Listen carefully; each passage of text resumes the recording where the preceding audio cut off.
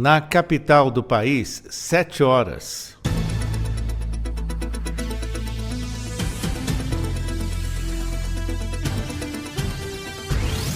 A Rádio Justiça apresenta Revista Justiça. Olá, muito bom dia, eu sou o Sérgio Duarte, é muito bom te encontrar aqui na Rádio Justiça, estamos também na TV Justiça, o FM é 104,7 e a TV Justiça é o canal 1.3, aqui para o Distrito Federal e em torno. Muito obrigado pela sua companhia nesta terça-feira, 9 de dezembro de 2025, vamos juntos com a Revista Justiça hoje até às 9 horas da manhã. Com os trabalhos técnicos de Luiz Alves, vamos saber os destaques do programa de hoje. Revista Justiça.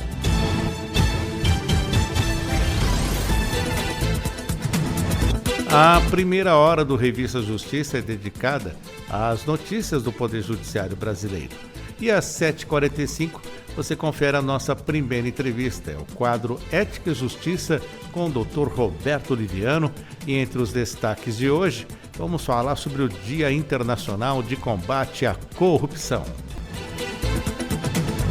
Às 8 horas, vamos tratar de um tema cada vez mais presente na advocacia contemporânea, a investigação defensiva, uma ferramenta que permite ao advogado produzir elementos de prova de maneira técnica e estruturada, contribuindo para a busca da verdade e para o equilíbrio no processo penal. Para explicar como esse instrumento funciona na prática, os limites e a importância no sistema de justiça, nós vamos conversar com o membro efetivo da Comissão de Compliance do Conselho Federal da OAB, o Dr. Fabrício Bonvecchio. Às 8h15 vamos falar já do STJ. O STJ fixou critérios para que juízes possam suspender passaporte, carteira de motorista e até cartões de crédito de devedores em processos de execução. A tese está firmada no tema 1137, que redefine os limites das chamadas medidas executivas atípicas e exige do judiciário uma fundamentação mais rigorosa, além da comprovação de que os meios tradicionais de cobrança já foram esgotados. Para entender o alcance dessa decisão, as suas repercussões práticas, até os riscos e benefícios envolvidos, nós vamos conversar com o professor e advogado, o Dr. Luiz Delori, ele que é especialista em processo civil. E você é o nosso convidado a participar pelo WhatsApp 61 999758140. Você também pode nos acompanhar em áudio pelo Tanin ou pelo radios.com.br fazendo a busca Rádio Justiça FM. 7h03. Confira agora no Revista Justiça os destaques do portal de notícias do Supremo Tribunal Federal. Vamos lá, vamos acessar stf.jus.br e vamos saber os destaques do portal neste momento. STF condena 5 ex-integrantes do comando da PMDF por omissão nos atos antidemocráticos de 8 de janeiro. STF determina envio de relatório sobre emendas PIX à Polícia Federal e cobra novas auditorias da CGU. Documento mostra que entidades não cumpriram exigências legais. E outro destaque, a STF inicia o julgamento do Núcleo 2 da tentativa de golpe de Estado, hoje, terça-feira. E esse início de julgamento, você vai acompanhar hoje aqui na TV e também na Rádio Justiça. E o destaque da Rádio Justiça, debate sobre o Dia da Justiça, tivemos ontem. E também você encontra lá outro destaque. STF invalida regras do zoneamento ecológico e econômico do bioma amazônico do Maranhão. O plenário considerou que lei maranhense, ao restringir o conceito de florestas, fragiliza a proteção do meio ambiente. Quer saber outras notícias? Mais detalhes? Acesse stf.jus.br. 7h05. Revista Justiça. Supremo Tribunal Federal impõe transparência ao uso de emendas coletivas para pagar pessoal da saúde. A decisão é do relator do caso, o ministro Flávio Dino, que também exigiu contas específicas e rastreáveis para gastos com pessoal da saúde, com emendas de bancada e de comissão. Fernanda Porto. As emendas coletivas são aquelas compostas por emendas de comissão e de bancada. O ministro Flávio Dino é relator da ação na qual o Supremo Tribunal Federal declarou a inconstitucionalidade do chamado orçamento secreto e determinou a adoção de medidas para garantir a transparência e a rastreabilidade dos recursos federais provenientes de emendas parlamentares. Neste ano, o Congresso Nacional aprovou uma resolução que alterou uma outra resolução de 2006 para autorizar o uso das emendas de comissão e de bancada para o custeio de despesas com pessoal da área da saúde. Depois disso, o ministro Flávio Dino solicitou manifestação do Tribunal de Contas da União sobre o tema e também parecer da Procuradoria-Geral da República. A decisão desta segunda-feira foi tomada após o TCU publicar decisão que liberou o uso de emendas parlamentares coletivas para o pagamento de pessoal da área da saúde, revertendo entendimento anterior e alinhando-se à nova resolução do Congresso. Para o ministro Flávio Dino, como é expressamente proibido o uso de emendas individuais para esse tipo de despesa, o tema acaba ganhando elevada relevância constitucional, devendo ser debatido. Mas o ministro entende que a questão deve ser enfrentada em ação própria, porque o objeto da ação na qual ele é relator está restrito à transparência e à rastreabilidade.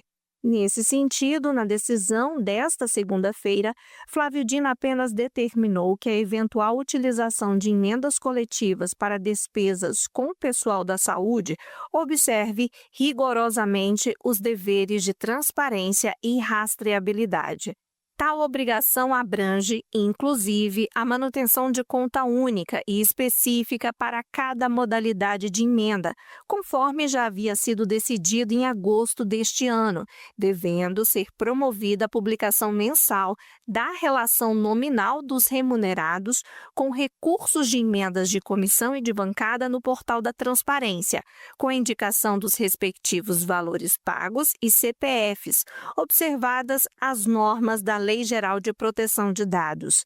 A Advocacia Geral da União também foi intimada a fim de assegurar, no âmbito do Poder Executivo Federal, a adoção das providências necessárias à adaptação do portal da transparência, caso seja necessário para o cumprimento da decisão.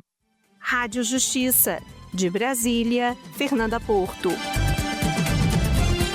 7h08. Vamos seguir em frente com as notícias do Poder Judiciário Brasileiro, já que o Supremo Tribunal Federal inicia logo mais, a partir das 9h da manhã de hoje, com transmissão pela rádio e pela TV Justiça, o julgamento do Núcleo 2 da tentativa de golpe de Estado. Segundo a Procuradoria-Geral da República, os réus do Núcleo 2 teriam sido responsáveis pela elaboração da minuta do golpe, pelo monitoramento e pela proposta de neutralização violenta de autoridades, além de articulação dentro da Polícia Rodoviária Federal para dificultar o voto de eleitores da região Nordeste nas eleições de 2022. O ministro Flávio Dino, presidente da primeira turma, reservou também sessões nos dias 10, 16 e 17 de dezembro para o julgamento. O relator da ação penal é o ministro Alexandre de Moraes. São réus do Núcleo 2... Fernando Oliveira, delegado da Polícia Federal, Felipe Garcia, ex-assessor internacional da Presidência da República, Marcelo Câmara, coronel da Reserva e ex-assessor da Presidência, Marília Alencar, delegada e ex-diretora de inteligência da Polícia Federal, Mário Fernandes, general da Reserva do Exército, e Silvinei Vasques, ex-diretor-geral da Polícia Rodoviária Federal. Rádio Justiça de Brasília, Neto Costa. E o Tribunal de Justiça do Distrito Federal mantém indenização por agressão a profissional de saúde após a morte de um paciente. A terceira turma recursal dos Juizados Especiais do Distrito Federal manteve a condenação de uma acompanhante que agrediu uma técnica de enfermagem no Hospital Medicênio Taguatinga, em 23 de abril de 2024.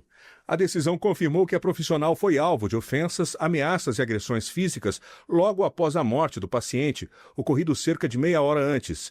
A vítima registrou boletim de ocorrência e pediu indenização por danos morais devido ao abalo psicológico e ao medo de retornar ao trabalho. Segundo o processo, o agressor gravou vídeos, acusou a técnica de ser responsável pelo óbito e arremessou objetos contaminados, provocando escoriações nos braços, mãos, pernas e cabeça da profissional. A sentença de primeira instância reconheceu os ataques e fixou indenização de R$ 2.000. A ré recorreu, alegando forte comoção pelo falecimento do esposo e sustentando que teria havido revide por parte da técnica. Ela pediu a improcedência da ação ou a redução do valor. No julgamento do recurso, a turma concluiu que os depoimentos das testemunhas foram coerentes e confirmaram que todas as agressões partiram da ré, sem reação ofensiva da autora. O colegiado entendeu que o gesto da técnica de afastar a lixeira que atingiu seu rosto foi um ato instintivo de defesa e não configurou culpa recíproca. Os magistrados avaliaram que a atitude da agressora violou a integridade física e emocional da profissional em ambiente de trabalho.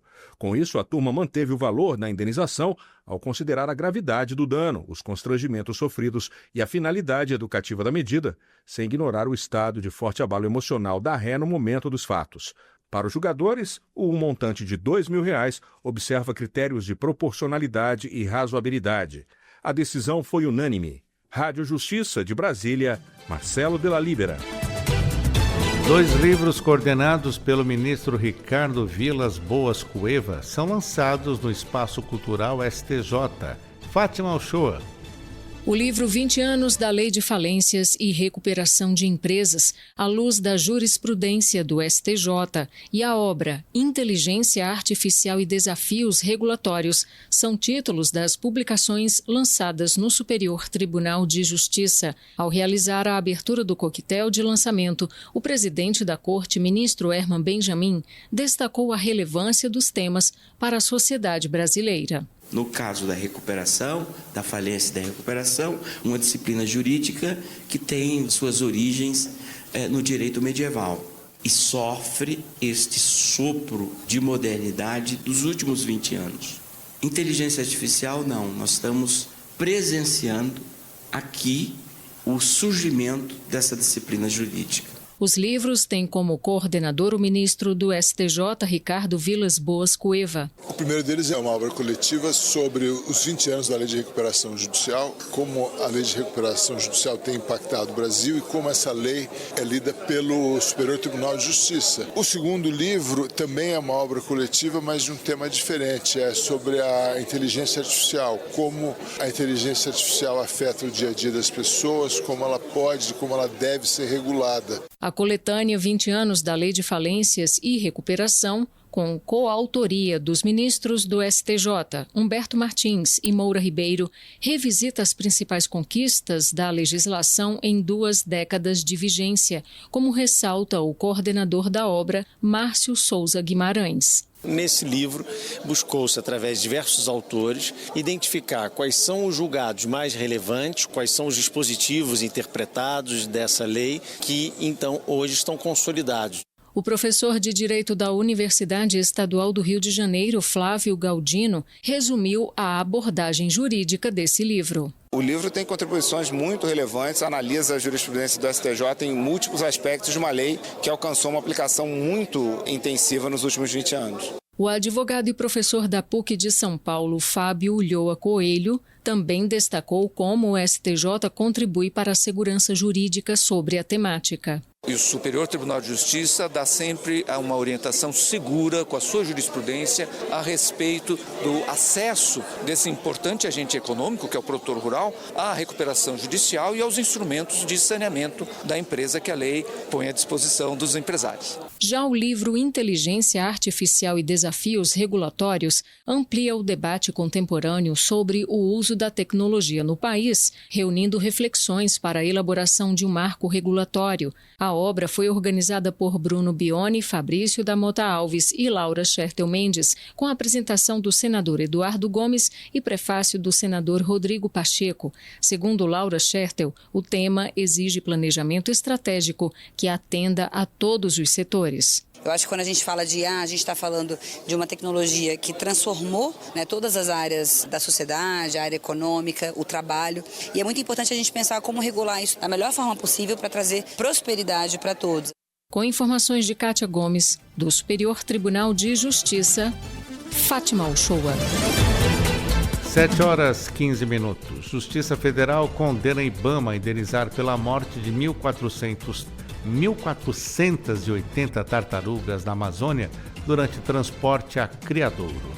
A sexta turma do Tribunal Regional Federal da Primeira Região não aceitou o recurso do IBAMA contra a sentença que condenou o Instituto ao pagamento de indenização por danos materiais, em razão da morte de 1.480 tartarugas da Amazônia, ocasionada pelo acondicionamento inadequado delas e transporte em desacordo com o plano de manejo. O IBAMA vai pagar dano moral coletivo no valor de R$100 mil. A morte das tartarugas ocorreu no contexto do projeto Quelônios da Amazônia, que objetiva incentivar o aumento da espécie tartaruga da Amazônia, animal ameaçado de extinção. O objetivo era capturar e entregar 6 mil animais a um criadouro no Acre. O IBAMA argumentou que as tartarugas são animais extremamente frágeis, em especial no estágio inicial da vida. A magistrada destacou que as provas evidenciaram que a alta mortalidade dos animais se deu em decorrência do acondicionamento, com número de animais muito superior ao recomendado em cada saco de aninhagem. Para o colegiado, basta a comprovação do dano causado ao meio ambiente, uma ação ou omissão degradadora e o nexo entre o dano e o fato da atividade para a responsabilização do IBAMA, sendo irrelevante se falar em culpa ou não do agente. Rádio Justiça de Brasília, Neto Costa. 7h17. Regra que substitui índice de correção de depósitos judiciais é questionada no Supremo Tribunal Federal. A norma que altera o índice de correção aplicável aos depósitos judiciais e administrativos em processos que envolvem a União, autarquias, fundações e empresas estatais foi questionada no STF pela Confederação Nacional de Serviços, a Confederação Nacional do Transporte e a Confederação Nacional de Saúde. A alteração ocorreu depois que o Ministério da Fazenda editou uma portaria deste ano, 2025, e substituiu a taxa Selic pelo Índice Nacional de Preços ao Consumidor Amplo, IPCA, para a correção desses depósitos. A nova regra passa a valer a partir do dia 1º de janeiro de 2026. Na ação, as confederações alegam que a mudança viola o princípio constitucional da isonomia por estabelecer tratamento desigual entre o fisco, União, e o contribuinte. Argumentam ainda que, enquanto os débitos tributários continuam a ser corrigidos pela Selic, que incorpora juros e correção monetária, os depósitos judiciais e administrativos passam a ser corrigidos apenas pelo IPCA, o que refletiria exclusivamente a inflação, sem nenhum componente remuneratório. A ação ficou sob a relatoria do ministro Cristiano Zanin, que solicitou informações à Presidência da República e ao Congresso Nacional. Os esclarecimentos devem ser apresentados no prazo de até 10 dias. Na sequência, os autos do processo serão encaminhados ao Advogado-Geral da União e depois ao Procurador-Geral da República, para que cada um se manifeste no prazo de 5 dias. Rádio Justiça de Brasília, Fernanda Porto. E uma pesquisa revela o racismo religioso contra povos de matriz africana no Brasil. Dados da pesquisa Respeite Meu Terreiro, realizada pela Rede Nacional de Religiões Afro-Brasileiras e Saúde e pelo terreiro Olie Omolu Oxum, apontam que 74% das pessoas entrevistadas relataram ameaças ou destruição de casas sagradas. Os resultados foram obtidos por meio da participação de líderes religiosos de 511 terreiros. A Defensoria Pública da União foi uma das instituições apoiadoras do levantamento. O mapeamento, que buscou identificar a violência religiosa contra povos de terreiros no Brasil, teve cooperação institucional do Ministério de Direitos Humanos e Cidadania. Também foram parceiros da iniciativa a Universidade Federal do Estado do Rio de Janeiro e o Instituto Raça e Igualdade. O material reúne análises sobre impactos na saúde física e emocional, dados sobre racismo religioso offline e online, perfil de agressores e ambientes de violência, indicadores regionais, sugestões de enfrentamento apresentadas pelas próprias lideranças e orientações para denúncias e responsabilização. Da Defensoria Pública da União, Ademar Rodrigues. E a Justiça evita a indenização de 8 bilhões de reais a ex-acionistas do Banco Sul Brasileiro. O STJ confirmou que a apropriação de ações do banco falido pela União foi correta, justamente para proteger o sistema financeiro nacional. Mais informações agora com a repórter Brenda Lima. A Advocacia Geral da União conseguiu evitar que a União tivesse que pagar uma quantia bilionária a acionistas de um banco falido. O caso envolvia a desapropriação de ações, que é quando o governo assume o controle de ativos de um banco que está em falência ou grave crise financeira, para proteger o sistema e que tem dinheiro depositado ali, e evitar ainda contaminações de outras instituições. No caso, isso aconteceu com ações do Banco Sul Brasileiro, em intervenção realizada pelo Banco Central em 1985.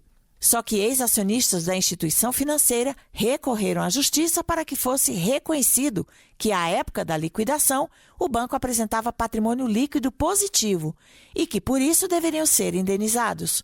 O caso acabou no Superior Tribunal de Justiça, o STJ, e o ministro relator Marco Aurélio Belize não acolheu o pedido, destacando que a União já tinha feito um depósito e não teria que pagar nenhum outro valor aos ex-acionistas. No julgamento, ainda foi destacado que o patrimônio líquido do Banco Sul Brasileiro era negativo e que, assim, tais ativos não poderiam ser incluídos no cálculo da justa indenização por desapropriação.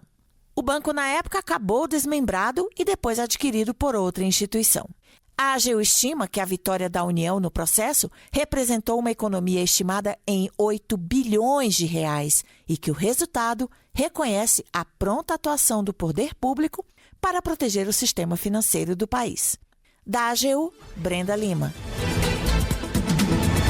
Coordenadoria Estadual da Mulher em Situação de Violência Doméstica e Familiar avança e chega a 96 redes de enfrentamento à violência doméstica no Poder Judiciário de Mato Grosso. A reportagem é da Elaine Coimbra.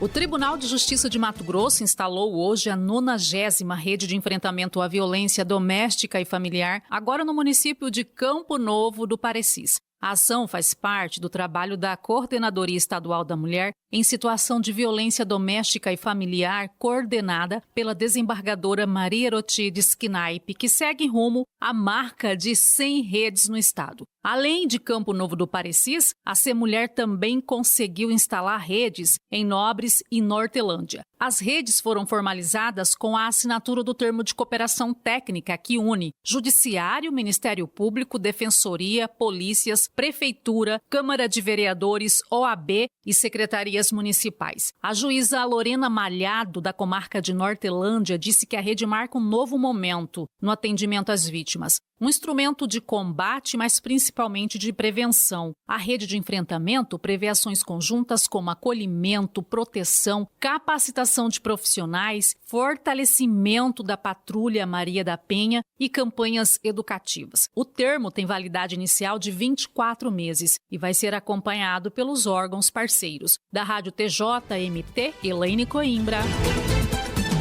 E a Justiça Trabalhista condena condomínio a indenizar uma trabalhadora que foi obrigada a usar o banheiro e o vestiário masculinos. A 13ª turma do Tribunal Regional do Trabalho da 2ª Região determinou o pagamento de R$ 8.000 a título de dano moral a uma trabalhadora obrigada a usar banheiro e vestiário masculinos no condomínio residencial onde era auxiliar de serviços gerais.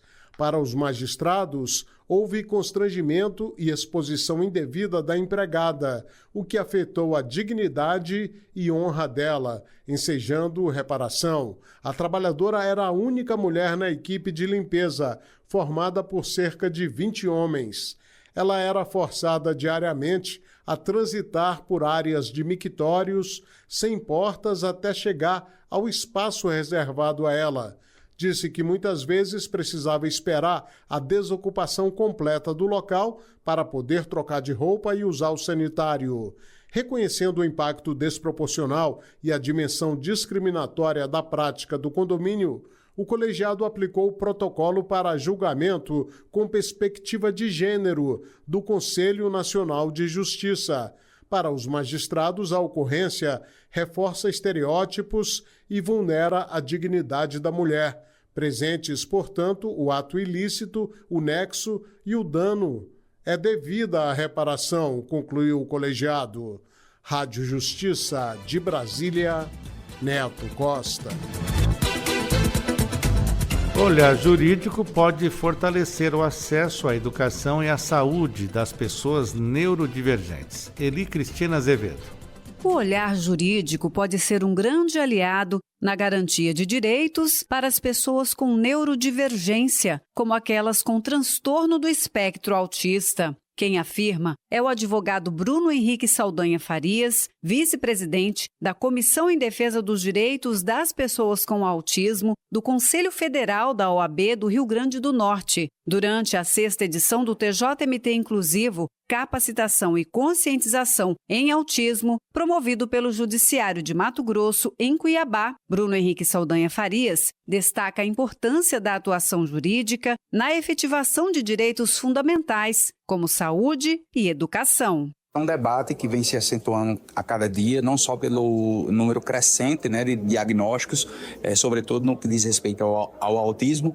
Em 1985, nós estávamos falando de 1 a cada 2.500. Hoje já temos uma estatística de 1 a cada 30 crianças. Mas hoje o nosso maior desafio, eu digo que é mostrar na prática que não existe um conflito entre a aplicação da saúde no âmbito da educação e vice-versa, que esses são dois princípios constitucionais que devem se somar e nunca se conflitar. O advogado elogiou a iniciativa do Judiciário mato-grossense e afirmou que o evento é exemplo para todo o país. O Tribunal de Justiça do Mato Grosso está de parabéns. Nunca vi algo tão organizado, tão frequentado, vamos dizer assim, sirva de exemplo para os demais tribunais. O TJMT Inclusivo busca promover a capacitação de magistrados, servidores, profissionais da saúde, educação e da sociedade sobre o autismo, reforçando o compromisso com uma justiça mais acessível e humana. Outros temas abordados durante o encontro foram inclusão social e escolar, invisibilidade do autismo na mulher,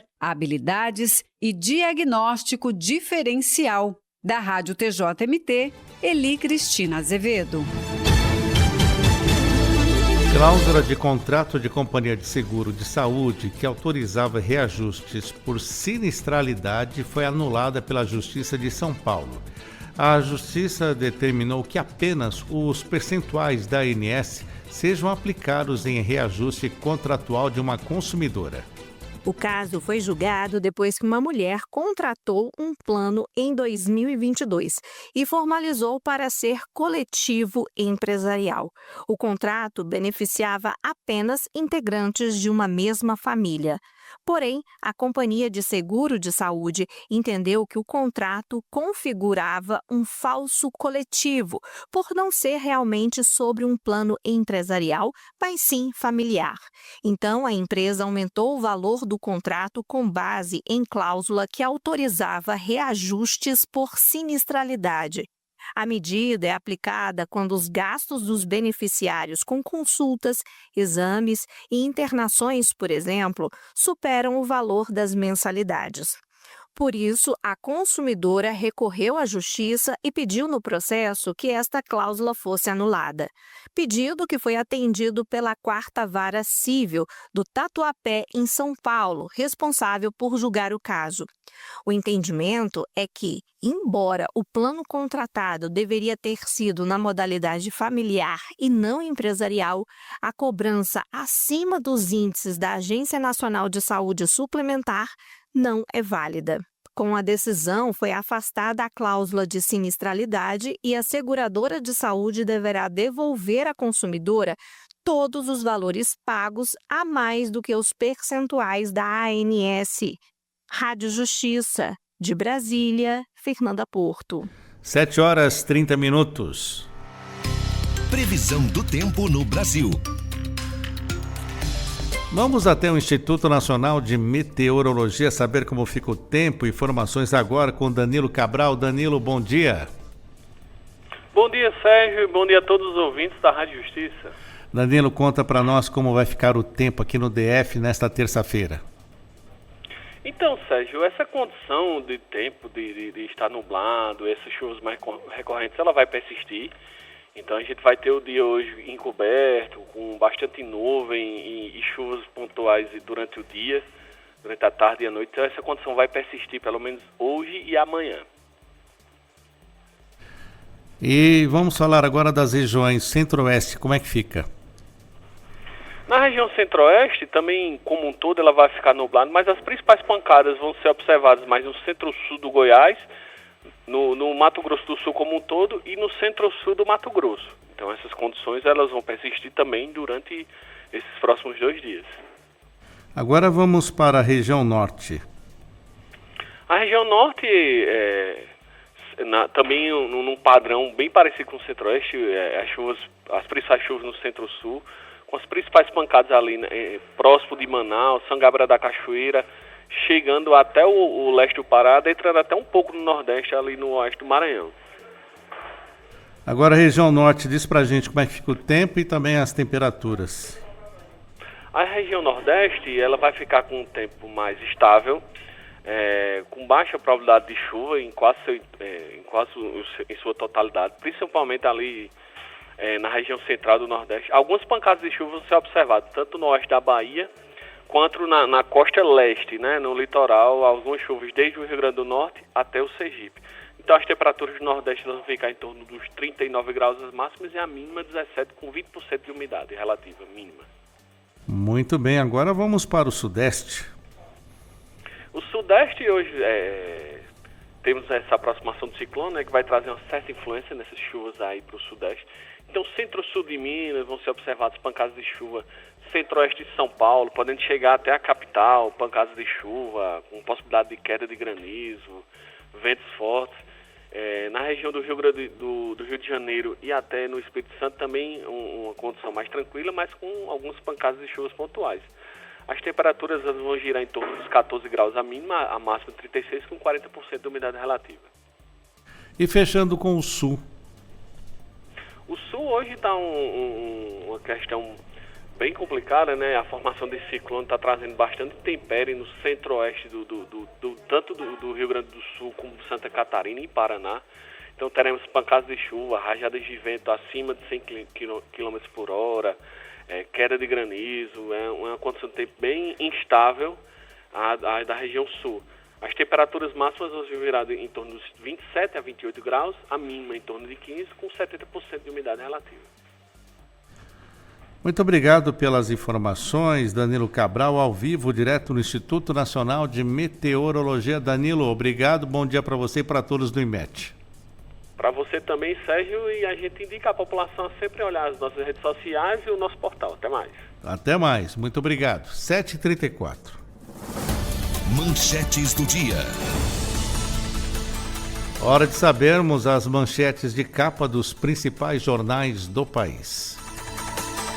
Correio Brasiliense, morte de Maria de Lourdes, entre comoção e pedidos por justiça.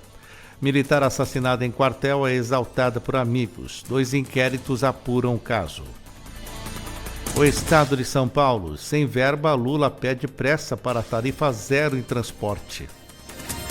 Folha de São Paulo. Flávio afirma agora que candidatura é irreversível e vê vantagem em sobrenome.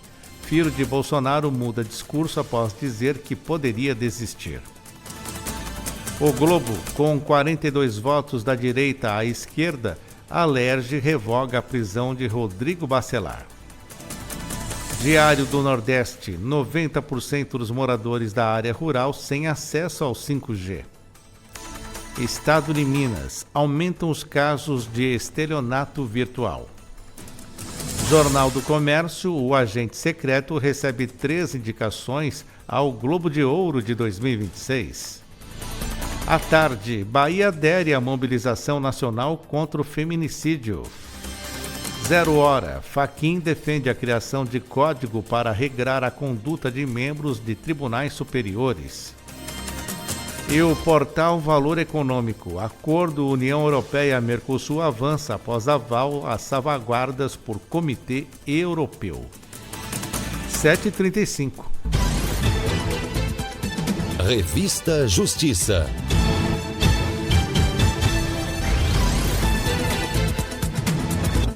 E um casal será indenizado em R$40 mil após ser atingido por fogos de artifício durante festa política no Rio Grande do Norte. Um casal será indenizado após sofrer queimaduras de 1º e 2º graus ao ser atingido por fogos de artifício durante uma festa política em São Miguel, no Alto Oeste Potiguar, na noite de 5 de outubro de 2024. O juízo da Vara Única da Comarca Local fixou R$20 mil para cada vítima por danos morais e valores adicionais para cobrir despesas médicas. As lesões aconteceram quando fogos foram acionados de forma negligente durante a última manifestação da coligação partidária do prefeito que disputava a reeleição. De acordo com o processo, o casal assistia à celebração à distância quando foi surpreendido pelos explosivos. O homem apresentou queimaduras extensas no braço e precisou ser transferido para o Hospital Regional de Pau dos Ferros, com risco de perda da mobilidade. A mulher também sofreu queimaduras de 2º grau nas costas, mas recebeu atendimento no próprio município. Ambos buscaram reparação pelos danos físicos e pelos custos com o tratamento. Os réus negaram responsabilidade e alegaram inexistência de danos morais e materiais, pedindo a improcedência da ação ou redução do valor da indenização. No entanto, o magistrado entendeu que as provas apresentadas demonstraram de forma suficiente o uso negligente de fogos durante o ato político. O juiz reconheceu que havia interesse legítimo das vítimas na reparação civil pelos prejuízos sofridos. Assim, a indenização total de R$40 mil, somada aos valores de reembolso pelos gastos médicos, foi mantida. Rádio Justiça de Brasília, Marcelo de la Libera. Superior Tribunal de Justiça recebe o 7º Encontro Nacional de Precedentes Qualificados. Os desafios, as inovações tecnológicas e os avanços nos sistemas de gestão de precedentes qualificados. Tudo isso foi discutido durante os 2 dias de evento nacional que contou com representantes do Superior Tribunal de Justiça, do Supremo Tribunal Federal, do Tribunal Superior do Trabalho e diversos tribunais do país. O ministro do STJ, Sérgio Coquina, presidente da Comissão Gestora de Precedentes e de Ações Coletivas do Tribunal, abriu o 7º Encontro Nacional de Precedentes Qualificados e destacou a importância desse sistema pacificador da jurisprudência. É uma política pública, obviamente, que tem por fim bem atender o jurisdicionado, né? Essa é a finalidade, né? No sentido de que o jurisdicionado tenha uma previsibilidade mínima, né, relativamente aos interesses que leva a juízo e, mais importante ainda, né, o que se procura com o regime dos precedentes vinculantes qualificados é que nossos jurisdicionados sejam tratados de maneira idêntica. A abertura do evento ainda contou com o secretário de Gestão de Precedentes do STJ, Lucas Bevilacqua. O Estado de Direito, ele pressupõe a segurança jurídica, da qual os precedentes, como norma que são, conforme reiteradamente reconhecido pelo Supremo Tribunal Federal, são importantes instrumentos de política pública na modalidade política judiciária. O ministro do TST, Maurício Godinho Delgado, que preside a Comissão de Precedentes da Corte Trabalhista, pontuou a importância do debate e o impacto para o tribunal. Eu acho que esse é um novo padrão de relacionamento. Sempre tivemos um alto entrosamento com todo o judiciário, mas em torno desse assunto é fundamental nós nos encontrarmos sempre. O Encontro Nacional sobre Precedentes Qualificados ainda discutiu com integrantes de tribunais regionais federais e tribunais de justiça a formação de precedentes locais e como potencializar os entendimentos vinculantes. O assessor-chefe do Núcleo de Gerenciamento de Precedentes e de Ações Coletivas do STJ, Marcelo Marchiori, afirma que essa integração com as demais instâncias pode trazer resultados para todos. Objetivamos também a ampliação dos incidentes de resolução de demandas repetitivas nos tribunais de justiça e regionais federais, em que os tribunais de justiça reduzam a atuação individualizada naquelas causas repetitivas, chegando ao STJ somente aqueles casos exemplificativos e qualificados sobre determinada questão. O STJ esse ano provavelmente chegaremos a 500 mil processos aqui no STJ, isso a grande maioria de questões repetitivas idênticas. Então com esse diálogo conseguimos amenizar muito, dando maior celeridade, maior eficiência e também economicidade ao serviço público, e quem ganha com isso é sempre o jurisdicionado. Com informações de Jáfer Araújo, do Superior Tribunal de Justiça, Fátima Uchoa. Defensoria Pública da União publica a portaria que moderniza e uniformiza o atendimento ao público em todo o país. A Defensoria Pública da União regulamentou as diretrizes e procedimentos dos atendimentos ao público em suas unidades, dando efetividade à Resolução número 237/2025 de seu Conselho Superior. A norma estabelece um conjunto de regras que busca garantir mais humanização, eficiência, segurança de dados e acessibilidade nos serviços prestados à população. O atendimento deverá ocorrer de segunda a sexta por pelo menos 6 horas diárias, dentro do intervalo das 8 da manhã às 7 da noite. Os horários específicos de cada unidade serão fixados pela chefia local e divulgados tanto no espaço físico quanto nos canais eletrônicos da DPU. O atendimento ocorrerá de forma presencial e remota. A DPU busca a eliminação de formalidades excessivas e a promoção da inclusão digital. A portaria determina que todas as interações com o público, sejam orientações, triagens ou atos administrativos, devem ser feitas em linguagem simples, clara e inclusiva, evitando jargões jurídicos e siglas não explicadas. Pessoas em situação de exclusão digital deverão receber apoio da equipe da Defensoria para realizar o agendamento. Da Defensoria Pública da União, Ademar Rodrigues. E um homem que esfaqueou o namorado de ex-companheira é condenado a 13 anos de prisão em Santa Catarina. O Tribunal do Júri da comarca de Rio do Oeste, na região do Vale Catarinense, em sessão na última semana, condenou um homem a pena de 13 anos, 9 meses e 10 dias pela prática de tentativa de homicídio e crimes conexos. O julgamento concluiu a pauta de júris deste ano na cidade e ocorreu 5 meses após o registro do crime em 3 de julho deste ano, na cidade de Laurentino, na mesma região do estado. Segundo a denúncia, o acusado invadiu a casa da ex-companheira após arrombar a porta, motivado pelo inconformismo com o novo relacionamento da mulher. Armado com uma faca, desferiu golpes na região da boca, cabeça e mãos do atual companheiro dela. Na ocasião, o réu ainda teria quebrado objetos da residência e subtraído R$300 antes de fugir.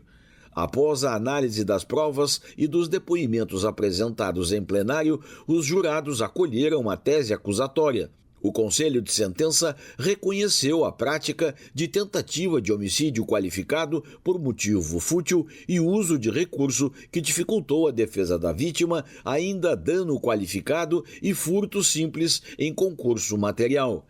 A pena de reclusão será cumprida inicialmente em regime fechado, pelos crimes de tentativa de homicídio e furto. O réu também foi condenado a 8 meses de detenção em regime semiaberto pelo crime de dano qualificado. Além disso, foi determinada a reparação mínima pelos danos morais causados às vítimas de R$20 mil ao homem ferido e R$10 mil à ex-companheira, valores que ainda serão acrescidos de juros e correção monetária. Ao réu não foi concedido o direito de recorrer da decisão em liberdade. Do Tribunal de Justiça de Santa Catarina, em Florianópolis, Marcelo Fernandes para a Rádio Justiça. Em Brasília, 7h45. A partir de agora, no Revista Justiça, Ética e Justiça.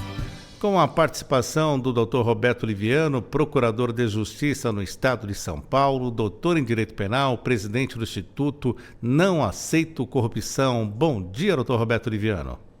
Bom dia, Sérgio. Bom dia aos amigos da nossa Rádio Justiça. Nesse dia que é o mais importante para a agenda do INAC, o Instituto Não Aceito Corrupção, hoje que é Dia Internacional de Combate à Corrupção, dia 9 de dezembro, dia em que foi subscrita a Convenção da ONU, no dia 9 de dezembro de 2003. Portanto, nós completamos hoje 22 anos da assinatura da Convenção de Mérida na ONU, a mais importante convenção, o mais importante instrumento internacional de enfrentamento à corrupção. Convenção essa da qual o Brasil é subscritor, assim como da Convenção da OCDE de 1997, os dois mais importantes instrumentos internacionais de combate à corrupção. Então nós temos esse dia como referência. Agora, se você me perguntar, Sérgio, existem motivos de comemoração para o Dia Internacional de Combate à Corrupção?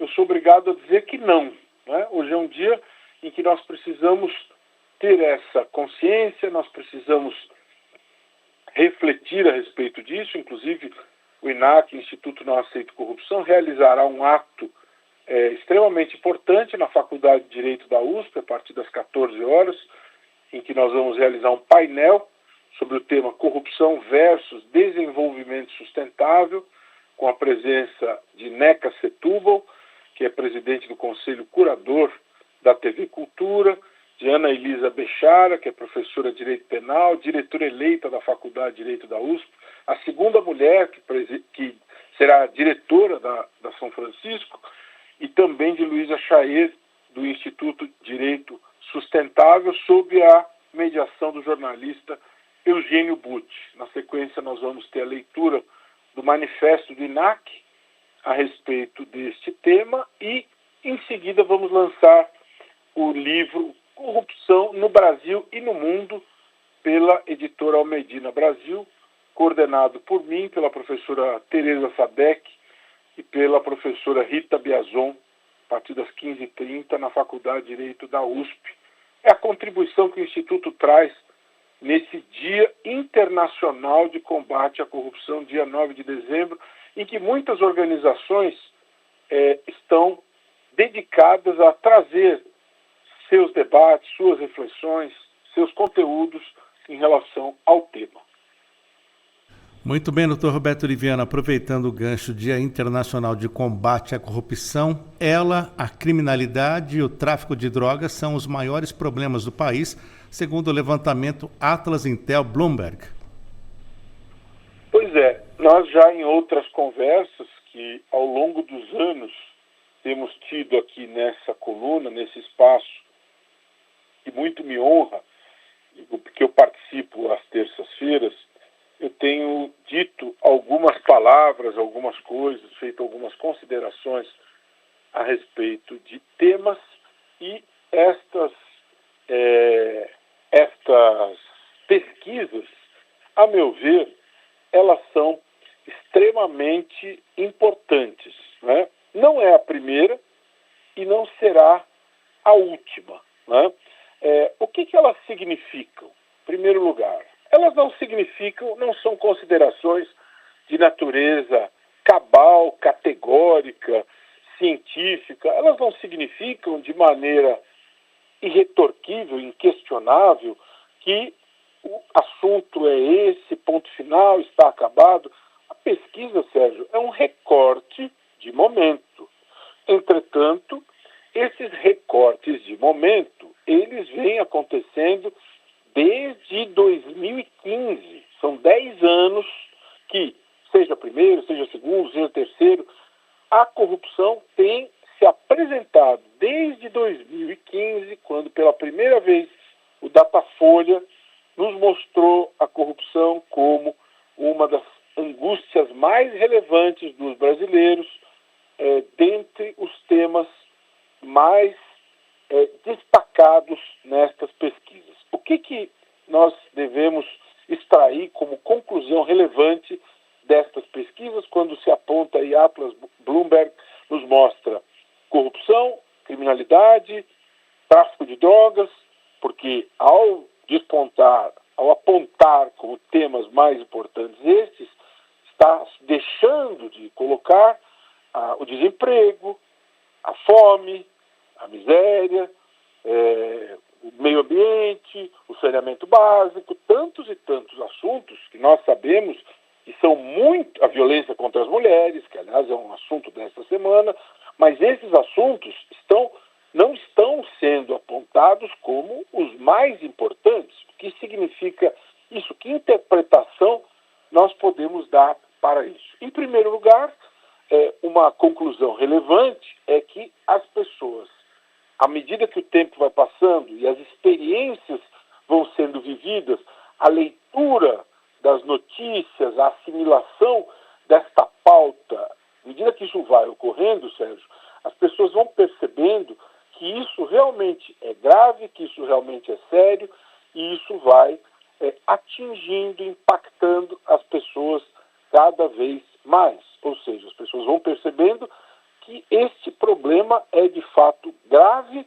esse problema é sério, e isso preocupa as pessoas de maneira tão grave, tão séria como a criminalidade, que, por exemplo, tivemos aquele episódio horrendo, aquele episódio hediondo de um indivíduo que arrastou uma mulher por 1 quilômetro aqui na marginal do Tietê, levando a amputar as pernas. Esse episódio que deixou as pessoas perplexas e estarrecidas de criminalidade, de violência contra a mulher. O que se diz é que ela era alguém com quem ele tinha tido um envolvimento afetivo, amoroso.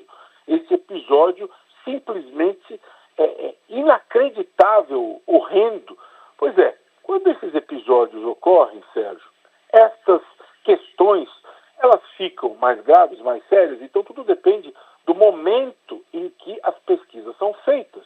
Ocorrem casos de corrupção, ocorrem casos de violência e criminalidade, isso torna esta sensibilidade mais aguda, ela fica à flor da pele. Então, isto vai consolidando cada vez mais a preocupação com a corrupção, até porque a corrupção significa, via de consequência, a negação de políticas públicas. À medida em que você tem corrupção grave, séria, recorrente, ela gera como consequência a negação da educação pública, ela gera como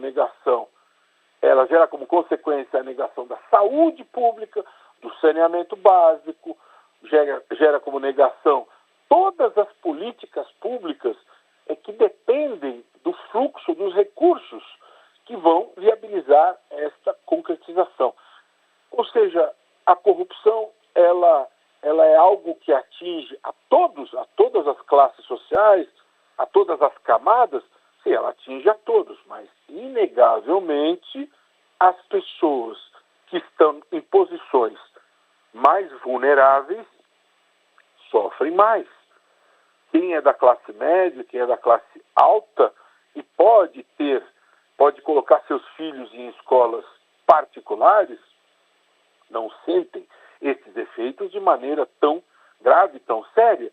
Quem pode ter planos de saúde particulares não sente de maneira tão grave, tão séria esses efeitos quanto aqueles que dependem de saúde pública.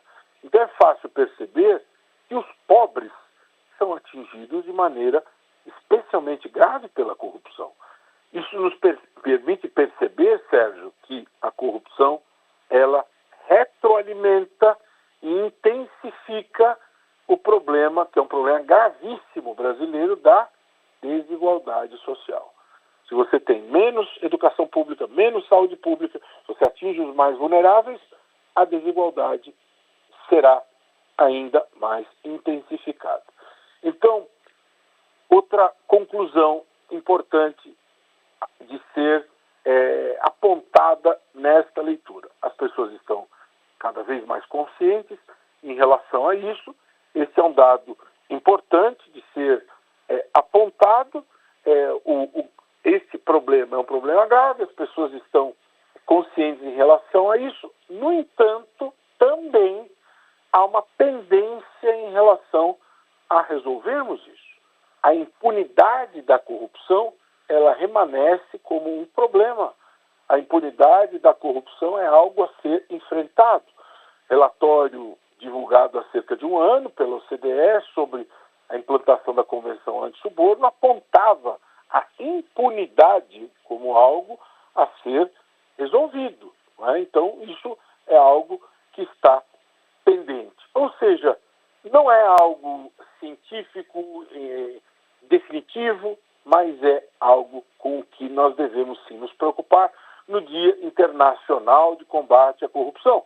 O Executivo, o Legislativo, o Judiciário, que torna concreta a vontade da lei, o Legislativo, que tem que apresentar soluções, precisam se conscientizar, precisam observar tudo isso, porque esses recortes, de momento, eles têm sido reiterados. Não é um, não é dois.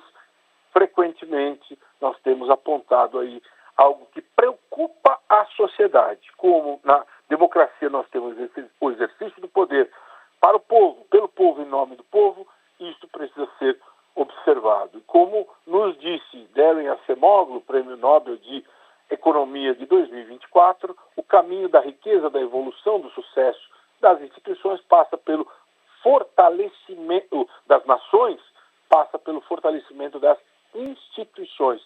Elas precisam ser fortalecidas para que nós possamos fortalecer a luta contra a corrupção. Doutor Roberto Viana, temos 3 minutos ainda e um dos assuntos aqui são as emendas parlamentares que o senhor traz para reflexão. Nós temos as emendas parlamentares e nós temos um conjunto de manifestações em relação à violência contra a mulher, que nesses últimos dias isso foi algo grave, uma chaga, um drama, e nós vamos ter muita prioridade, muita atenção em relação a esse tema da violência contra a mulher, que o tempo passa e isso não se resolve, isso precisa ser uma pauta nacional, uma política pública nacional. Sobre emendas, temos falado muito a respeito do tema das emendas em relação a isso. O ministro Flávio Dino tem se destacado pela sua coragem, pela sua seriedade, pelo seu profissionalismo em relação a esse tema. Nós temos ações constitucionais que vêm questionando, que vêm enfrentando esse tema. Em pauta, nós temos aí uma série de iniciativas que procuram monitorar toda a massa de recursos que estão sendo colocadas aí, geridas a título de emendas, com transparência, com rastreabilidade, e estas iniciativas são muito importantes porque não se pode admitir a vulneração, o desrespeito ao princípio da publicidade. Aliás, se é algo que precisa ser enaltecido no Dia Internacional do Combate à Corrupção, Sérgio, é o princípio da publicidade, sendo o Brasil signatário do Pacto dos Governos Abertos. E o ministro Flávio Dino, que tem sido um grande cultor do respeito à Constituição, quando ele tem firmeza nas decisões e recentemente determinou que a nível estadual e municipal se observe o mesmo rigor no que diz respeito à transparência, à rastreabilidade, nós estamos falando do quê? Do cumprimento da Constituição, no respeito à ideia da accountability, prestação de contas, transparência. Não é possível que se lide com dinheiro público sem respeito. E respeito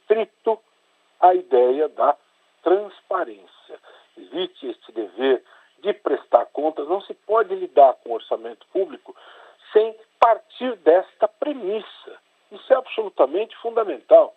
Então, essas iniciativas todas da sociedade civil, da gestão de recursos. Ontem mesmo eu lancei o meu livro O Poder das Palavras e muitas presenças me tocaram muito, como o jornalista Fernando Rodrigues, que é o diretor do Poder 360, ao qual eu colaboro há muitos anos. Fernando Rodrigues é o senhor lei de acesso à informação, ele foi o grande responsável por esta lei, pela existência da lei no país.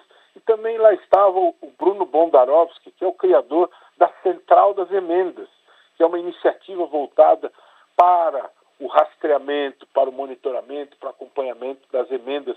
Todas as iniciativas nesse sentido precisam ser muito bem trabalhadas, muito prestigiadas, para que nós possamos ter a luz no fim do túnel de atingir o norte constitucional da publicidade, que é um princípio, que é um valor, que é a nossa grande carta política. Precisamos ter os olhos voltados para isso. Dr. Roberto Liviano, procurador de Justiça no Estado de São Paulo, doutor em Direito Penal, presidente do Instituto Não Aceito Corrupção, conosco no quadro Ética e Justiça. Dr. Roberto, muito obrigado. E também aí uma boa programação hoje com o Dia Internacional de Combate à Corrupção, junto à Faculdade de Direito da USP. Sempre uma honra, uma alegria. Um abraço a todos e todas. Estamos juntos. 8h01, intervalo rápido no Revista Justiça, porque na volta nós vamos falar aqui no 104,7, também no canal 1.3 da TV Justiça, sobre investigação defensiva. Vamos saber mais detalhes sobre o que é isso, já depois do intervalo.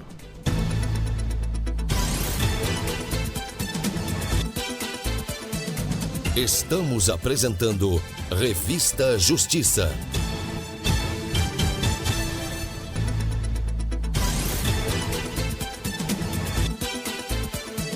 Voltamos a apresentar Revista Justiça. E estamos de volta com Revista Justiça. Vamos começar a nossa segunda e última hora de hoje, terça-feira, 9 de dezembro de 2025. Agora 8h06. Revista Justiça. Entrevista. Eu anunciei que falaríamos agora na nossa entrevista das 8h da manhã a respeito da investigação defensiva, mas não conseguimos contato com o nosso entrevistado, o Dr. Fabrício Del Vecchio. Mas vamos com outro caso. O Neto Costa fez uma entrevista sobre uma situação de uma mulher com deficiência visual e doenças. Ela ganhou na Justiça o direito ao transporte para hemodiálise. A decisão foi da Justiça de Pernambuco. O entendimento é que a paciente ela tem direito ao transporte adequado para poder se submeter a sessões de hemodiálise 3 vezes por semana. Acompanhe então a entrevista.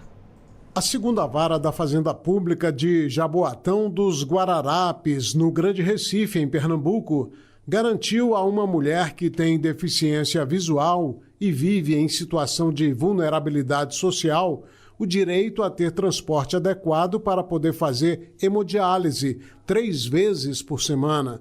E para conversar sobre esse tema, temos a satisfação de receber o advogado Elvis Rodrigues, especialista em direito das pessoas com deficiência e direito à saúde. Doutor Elvis, obrigado por atender a Rádio Justiça. É um prazer. Doutor Elvis Rodrigues, a ação judicial foi de iniciativa da Defensoria Pública de Pernambuco. Como foi esse caso, hein? A Defensoria ela tem a competência constitucional para defender o direito de qualquer pessoa vulnerável, que no caso foi essa mulher que ela tem deficiência visual e outras doenças, né? E no caso concreto, a questão dela mais grave que ela estava precisando no momento era a hemodiálise. Mas ela tinha doença renal crônica, neuropatia diabética, retinopatia, insuficiência cardíaca, entre outras doenças, que impossibilitavam que ela tomasse um transporte particular tanto para custear quanto para transportá-la com o devido cuidado, né? Pois é. Então, no caso, além disso, ainda tinha o fator de que a linha de transporte público municipal não alcançava a residência dela. Então, era uma dupla dificuldade. Mesmo que ela quisesse, ela não poderia. se ela tentasse ir por si só.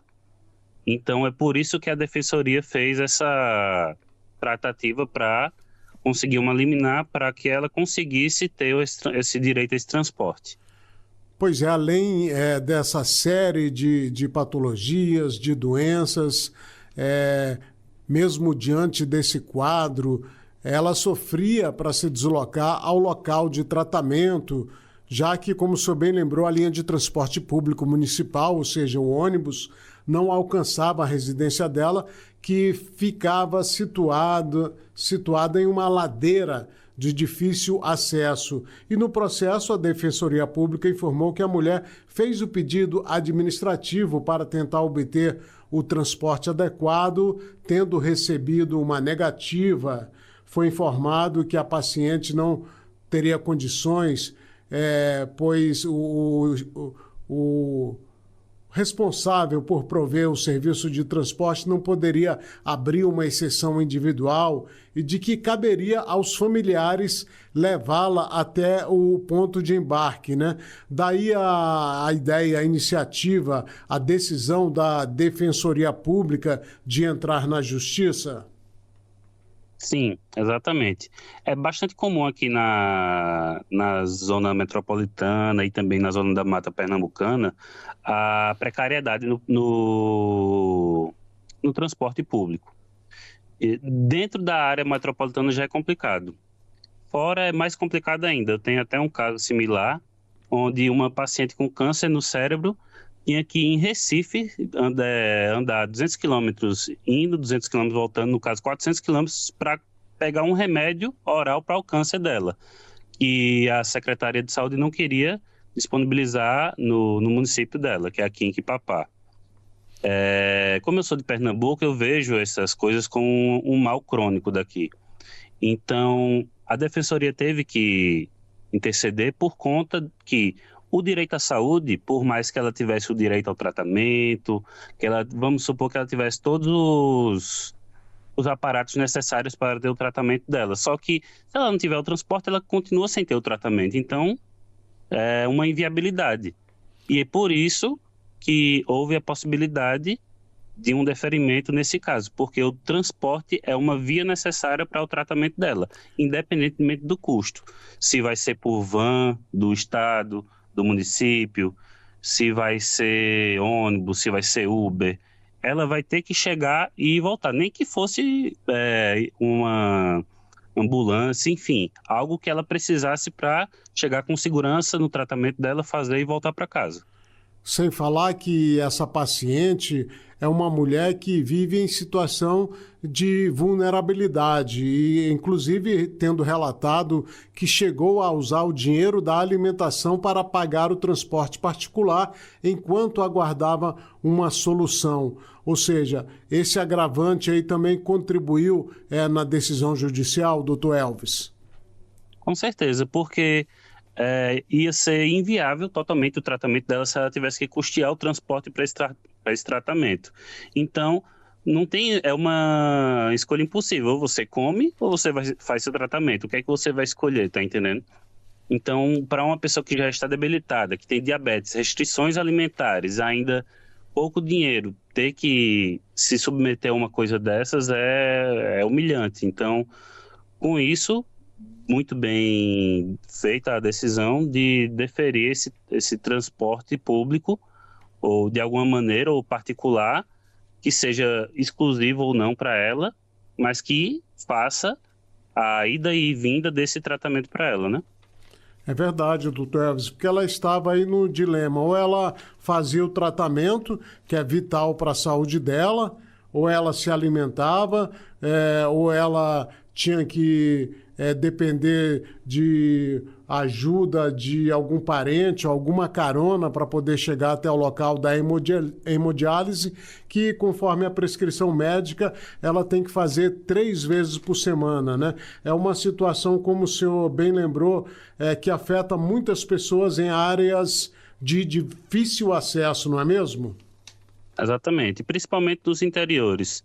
Aqui em Pernambuco, as estradas são muito tortuosas, cheias de curvas, então mesmo na própria Zona da Mata, para você conseguir chegar no lugar do tratamento, que muitas vezes é Recife, para tratamento de alta complexidade, você tem que se deslocar por 3 horas, fora trânsito, entre outros. Então, é difícil para qualquer pessoa fazer esse tratamento. Imagine para uma pessoa que não tem condições financeiras, não tem condições de saúde de se deslocar sozinha, fazer um tratamento assim.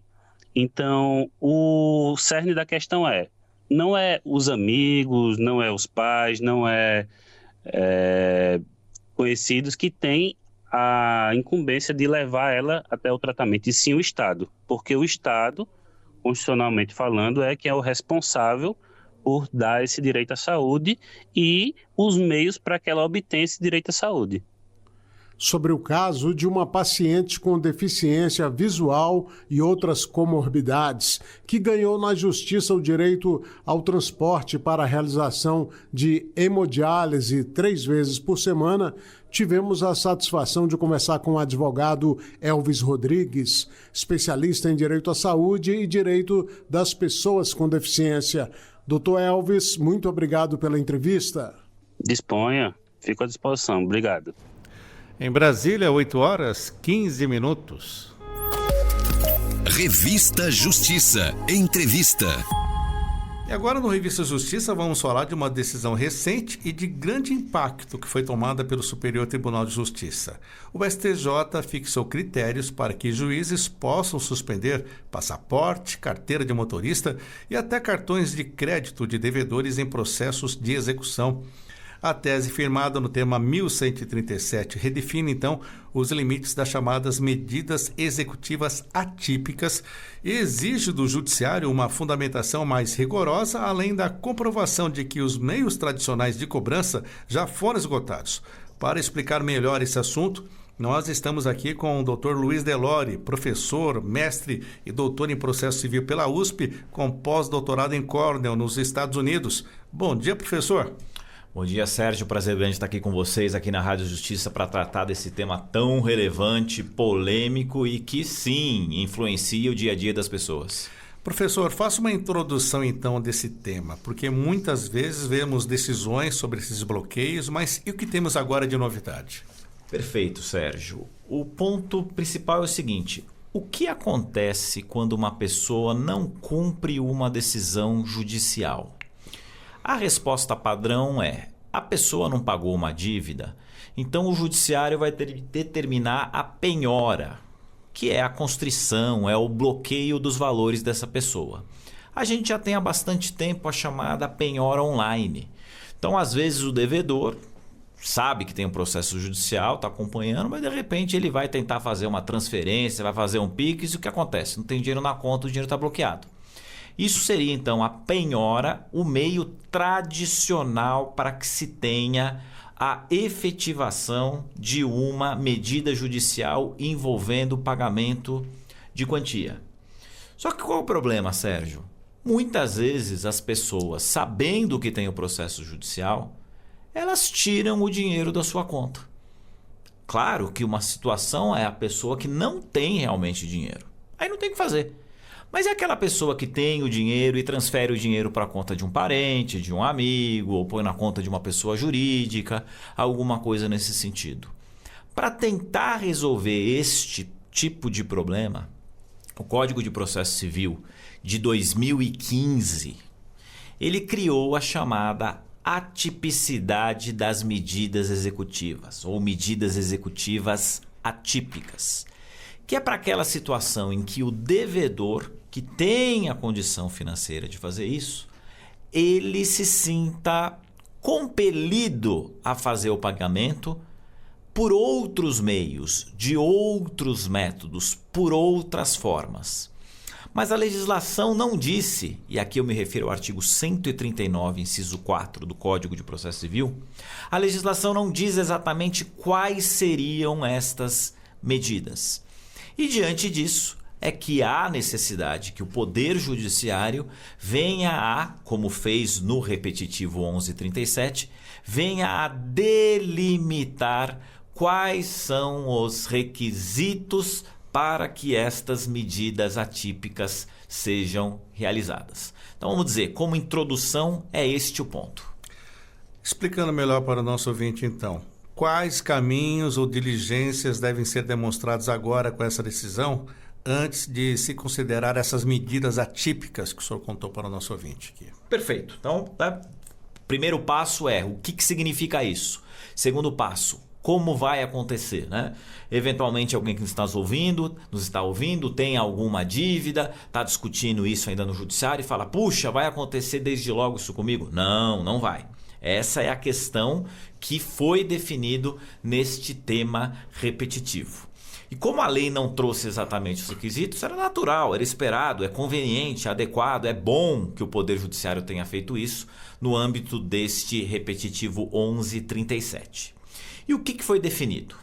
Bom, para que seja pedida uma medida atípica, que como muito bem pontuado aqui na abertura, as medidas atípicas mais comuns, bloqueio da carteira de motorista, bloqueio do passaporte e até mesmo bloqueio do cartão de crédito.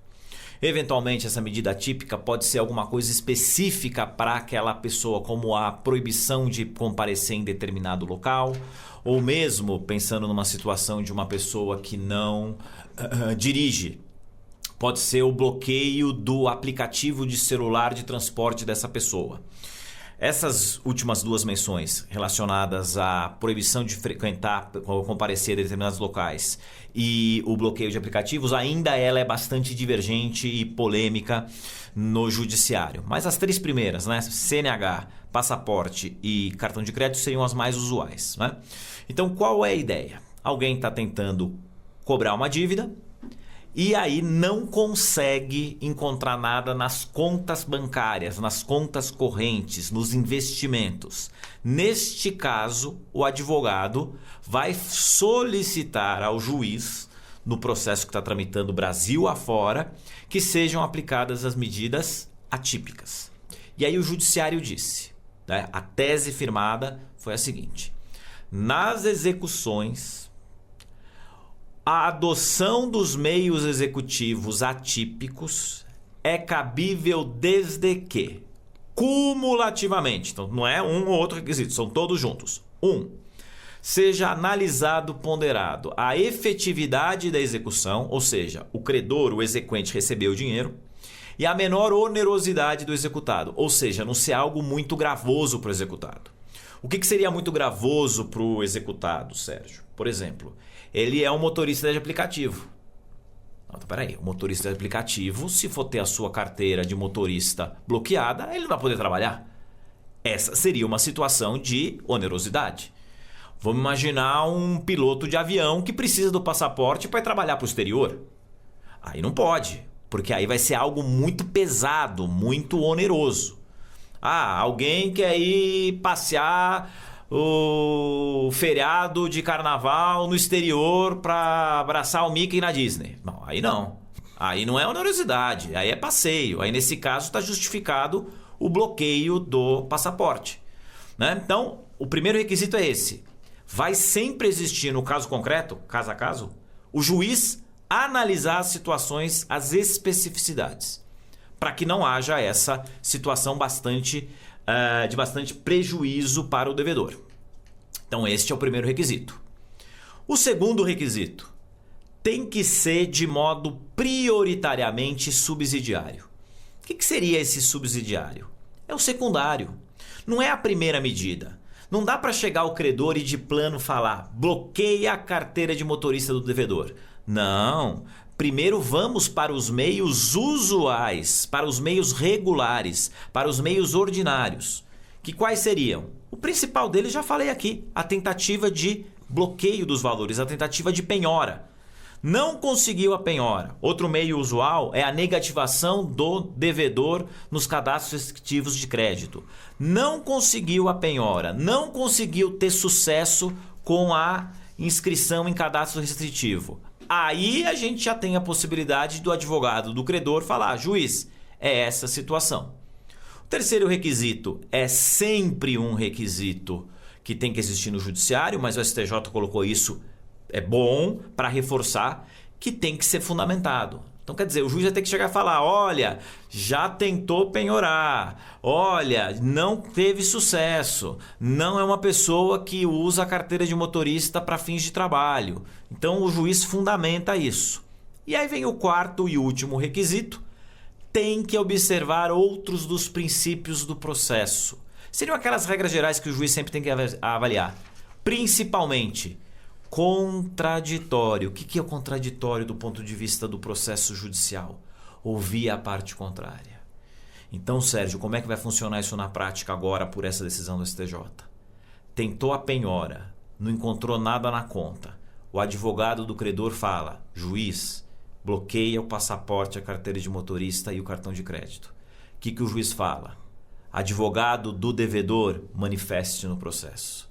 E aí, Sérgio, essa é a hora que o advogado do devedor tem que chegar para o devedor e falar, vamos pagar? Vamos fazer uma proposta de acordo? Vamos negociar? Porque nós não vamos conseguir mais ficar fugindo do judiciário. Por isso a decisão, na minha visão, e claro, existem posições divergentes, a decisão é muito boa.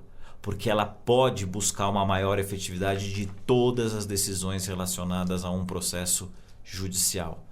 Por quê? Para, infelizmente, acabar com aquela postura muito comum na justiça brasileira de que é o devedor tentar o máximo possível fugir de suas responsabilidades. Estou conversando com o Dr. Luiz Delori, estamos falando de decisão do STJ que trouxe critérios para que juízes possam suspender passaporte, carteira de motorista e até cartões de crédito de devedores em processos de execução, decisão recente do STJ. Professor Luiz Delori, mas essas execuções, elas são submetidas exclusivamente ao Código Civil ou há limites para aplicação, por exemplo, execuções fiscais, tributárias, trabalhistas ou até de alimentos?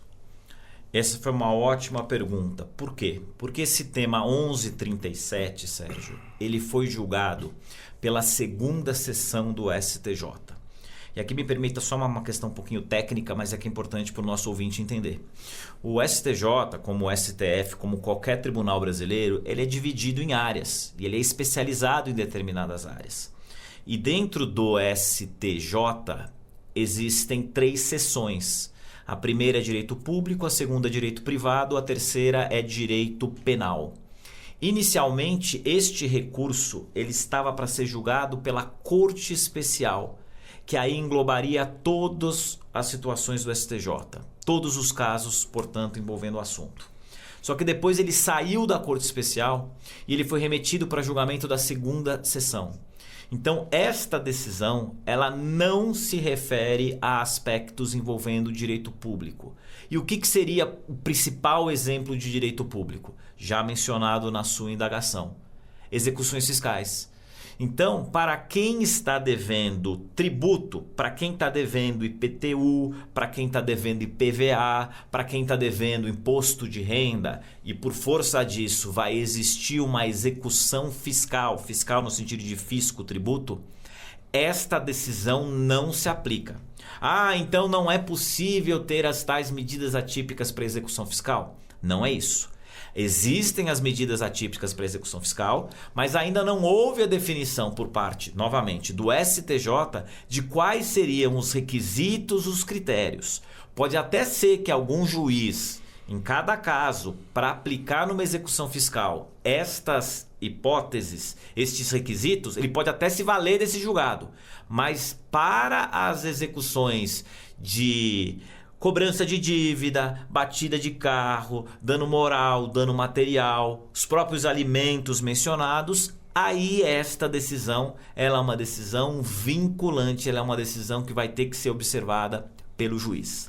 Da mesma forma, em relação à trabalhista, quem vai dar a última palavra em relação às medidas atípicas no âmbito da justiça do trabalho e das execuções trabalhistas, ou seja, do empregado contra o empregador, vai ser o TST. Já há precedentes do Tribunal Superior do Trabalho também determinando a aplicação disso, mas não houve ainda uma decisão como essa que baliza e fixa e traz os requisitos que devem ser observados por todos os juízes. Doutor Luiz, considerando a nova orientação do STJ, o que o senhor espera que passe a ser objeto de controvérsia ou teremos novos questionamentos nos tribunais de instância inferior? Sérgio, isso daí, infelizmente, no Brasil a gente sempre consegue ter os debates em juízo. Quais serão os próximos capítulos relacionados a isso? E mais uma vez, a tua pergunta é muito pertinente.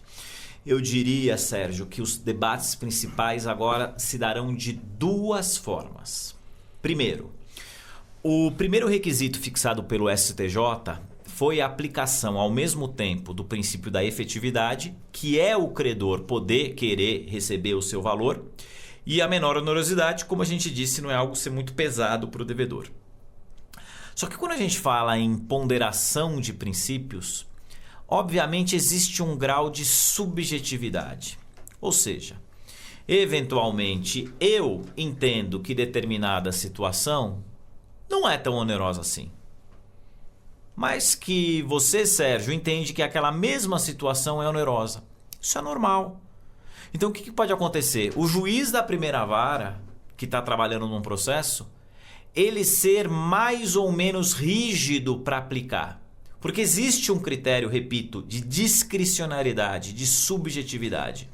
Então pode ser que, com base nessa decisão, um juiz que já gostava, estava acostumado, entendia que era uma boa forma de dar andamento aos processos, ele aplique mais medidas atípicas. E já aquele juiz que, por qualquer motivo, por uma visão de mundo, por uma interpretação de que isso não vai ter efetividade, ele não aplica isso. Então vai se discutir muito em relação a este primeiro tópico. E o outro ponto em que chegou a ser apresentado e debatido no STJ foi uma parte em que uma única magistrada, a ministra Maria Isabel Galotti, ela ficou vencida em parte. Por quê? Porque, inicialmente, enquanto os ministros estavam debatendo a tese, havia um quinto requisito. E o quinto requisito para se permitir a aplicação da medida atípica era a existência de indício de patrimônio expropriável. Ou seja, que a pessoa estava escondendo o patrimônio. E isso era muito comum no dia a dia forense, da gente ter o quê? As pessoas buscando a rede social.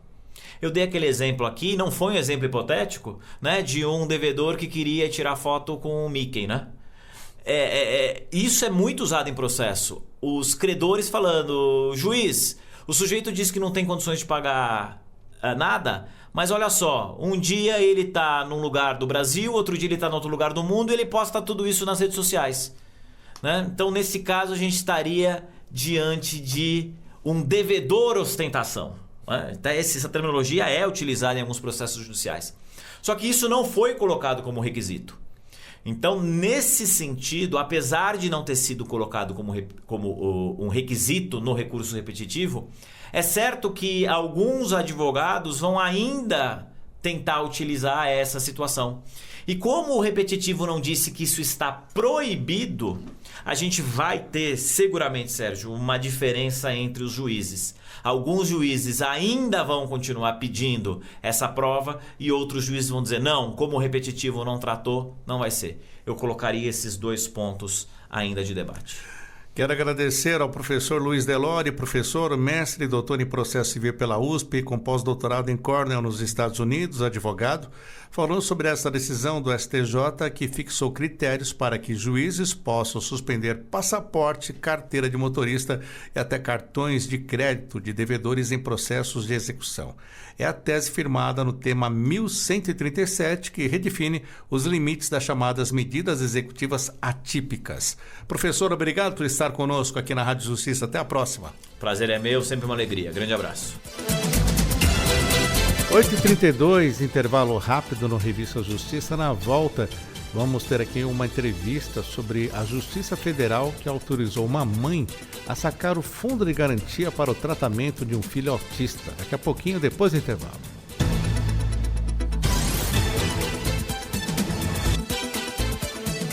Estamos apresentando Revista Justiça.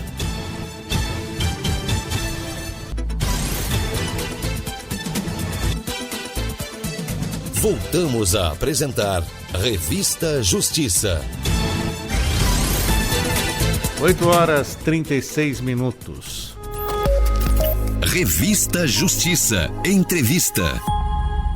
A Justiça Federal autorizou uma mãe a sacar o fundo de garantia para o tratamento do filho autista. Vamos conferir a entrevista do Marcelo Della Libera sobre o assunto. A Justiça Federal autorizou uma mãe a sacar o FGTS para custear o tratamento de saúde do filho autista, ampliando a interpretação da lei em favor da proteção social. Sobre o tema, eu converso agora aqui na Rádio Justiça com Aline Adams, advogada especialista em direito previdenciário com foco em benefícios previdenciários e assistenciais à pessoa com deficiência. Seja bem-vinda à Rádio Justiça, doutora Aline. Inicialmente, o que significa, então, na prática, essa decisão que permitiu aí o saque do FGTS para o tratamento desse filho autista? Olá, é um prazer estar aqui hoje para discutir essa decisão judicial, que é mais do que um precedente legal, né? Ela representa um alívio e uma esperança real para milhares de famílias brasileiras. Então, o que acontece quando esse saque do fundo de garantia é permitido para essas famílias que têm um filho diagnosticado com o TEA, e nesse caso em específico dessa decisão, né? Era TEA e transtorno do déficit de atenção com hiperatividade. Então, assim, muitos pais e mães no Brasil, quando vão de encontro com esses diagnósticos, quando são pegos, né, que se sentir pego de surpresa, começam a ver que o tratamento para essas condições, ele é multidisciplinar, ele é contínuo e, infelizmente, de alto custo. Então, nós estamos falando de terapias com fonoaudiólogos, terapeutas ocupacionais, psicólogos, em muitos casos, um acompanhamento médico especializado. Então, vocês imaginam o preço para custear um tratamento desse tamanho, né? Então, nesse caso em específico, a trabalhadora buscou justiça porque ela não dispunha os recursos financeiros suficientes para garantir a continuidade desse tratamento, que é essencial para o desenvolvimento e a qualidade de vida do filho dela. E o que acontece também com muitas famílias brasileiras. Então, o fundo de garantia, como ele é regido pela lei 8.036 de 90, no seu artigo 20, ele lista as hipóteses em que o trabalhador pode sacar o saldo em conta. E esse tipo de diagnóstico não está listado naquele artigo. Então, nós já temos precedente do STJ que diz que esse rol, que é uma lista de condições, ela não é aquela e acabou. Entende? Essa lista pode ser flexibilizada. E foi o que aconteceu nesse processo. Porque é aqui que entra a inteligência e a sensibilidade do poder judiciário. Entende? Que eles aplicam o que nós chamamos de interpretação extensiva da lei, que foi reconhecido, né, que o rol das hipóteses do artigo 20, ele não é engessado, não é só aquele, ou seja, ele não é uma lista, né, fechada, imutável. Ele é apenas exemplificativo, né, doutora Aline? Agora, exatamente. O que fundamenta juridicamente essa possibilidade de ampliar essas hipóteses em situações de saúde? A senhora citou aí a questão da sensibilidade até, né, daí do magistrado ou dos magistrados, mas essa lista, essa ampliação, ela é regida por algum normativo específico? Sim, porque o FGTS, ele possui uma finalidade social primordial. Então, ele foi criado para proteger o trabalhador e a sua família nos momentos de necessidade. E que necessidade pode ser mais premente do que garantir a saúde e o desenvolvimento do seu filho? Então, assim, a jurisprudência brasileira ela já vem se consolidando nesse sentido, autorizando o saque do FGTS em situações de doenças graves não previstas, mas que exigem um tratamento de alto custo. Então, essa decisão, ao incluir o TEA, o TDAH, nesse entendimento, reforça a primazia dos direitos fundamentais, à saúde e à dignidade humana. Então, é um precedente importante essa decisão, né? Ela serve como um farol para milhares de famílias que enfrentam o mesmo desafio. Queria que a senhora comentasse um pouquinho também sobre o papel do Superior Tribunal de Justiça nessa decisão e qual o papel que ele tem desempenhado ao reconhecer essa questão de saques, né, específicos, como aí do Fundo de Garantia por tempo de serviço para tratamentos médicos fora daquelas hipóteses taxativas. É aquilo que eu já disse, né? É aqui que o Poder Judiciário entra com a sua inteligência e a sensibilidade.